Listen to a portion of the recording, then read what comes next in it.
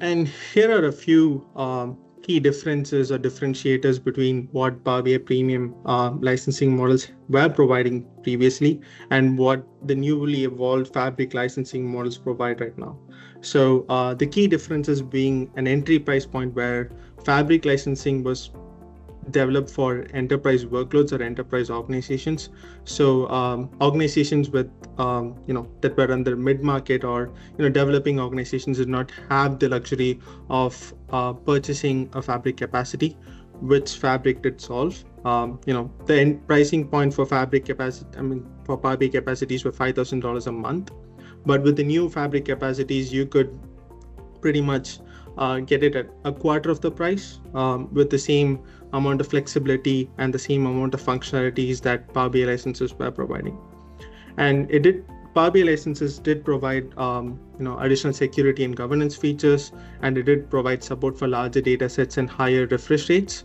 But it also did provide access to free users to access your reporting workloads or reports as such, so that people can view them pretty easily and pretty freely without having a Power BI Pro license. All of that is carrying over to your Fabric licensing model, but it also comes with two advantageous benefits.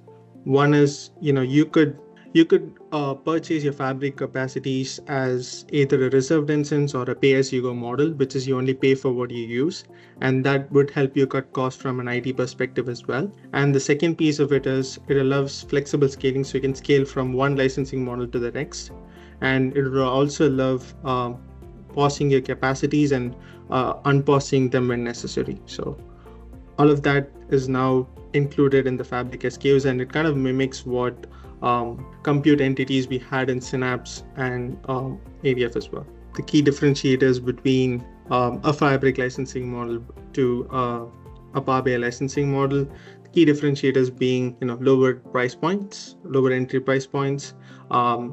It comes with two different licensing options, a pay-as-you-go model and a reserved instance option.